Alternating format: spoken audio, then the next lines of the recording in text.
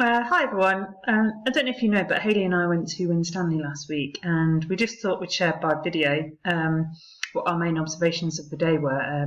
We were going to look at behaviour for learning, and what we wanted to see is low-level disruption and how it's dealt with, and then maybe some quite disruptive behaviour and how it's dealt with.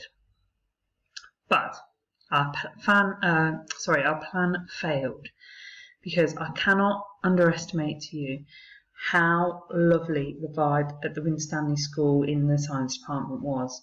I think we can take some things from it that could make a big difference at Councilthorpe and in the science department.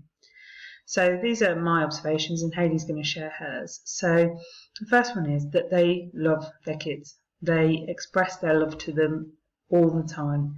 In the conversations, the way they speak to them, they're incredibly respectful, and the feeling is mutual. The kids love their school and their teachers too, and they're very explicit about the fact that they love them and that they care for them.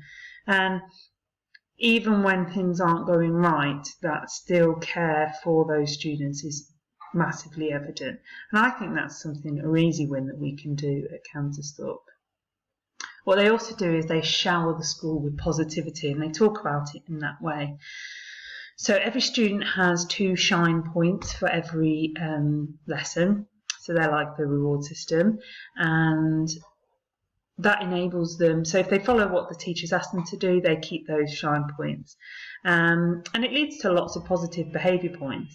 And that means that when conversations have to happen because the students haven't done the right thing, there's actually a massive wealth of positive behaviour that can be drawn upon, so that you can talk to them about the fact that they can choose the right behaviour, and they are able to make the right decisions and the right choices. And I think they tried to go for a 3-to-1 positive to negative behaviour point ratio. And I also think that's something that we, as a science department, should really try to do and try and trailblaze really for the rest of the school about positivity. What I also saw was that rather than focusing on the negative behaviour that was happening in the lessons, if there was any, creating an audience for everyone else to look at, there was a lot of redirection and people being really explicit with what they wanted the students to do, but framing it in a way that wasn't being very negative about the behaviour of the student. So I think Hayley's got a really good analogy of that and what she saw, so I'll let her explain that. We saw one child who needed to be removed from a lesson. I mean, he was wandering around without any shoes on, but that was the only child that we saw where the behaviour was, bad enough to be removed from a lesson.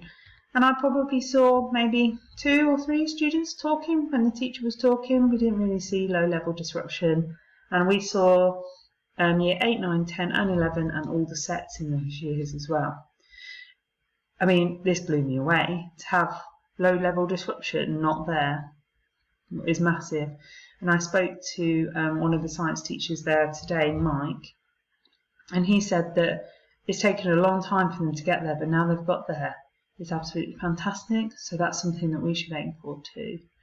The other thing I took from it was the power of the visualizer. I'm sure you've heard me talking about it a lot today. I think visualizers are amazing. They allow you to look one-on-one with the students. You don't have to turn your back on them. You can model really easily because you're doing the same thing as them. You can also video it, so the students who aren't there can have access to what you're doing. You can screenshot the screens. It's just brilliant. So if you can get your hands on a visualizer, or if you want to borrow mine to have a go at it, you're more than welcome to.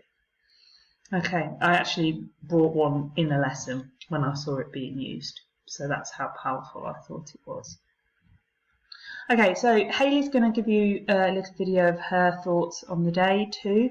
So yeah, I'll leave it at that. If you've got any questions to ask me about Winstanley or you'd like to visit, let me know and I can try and arrange that for you. Okay, bye.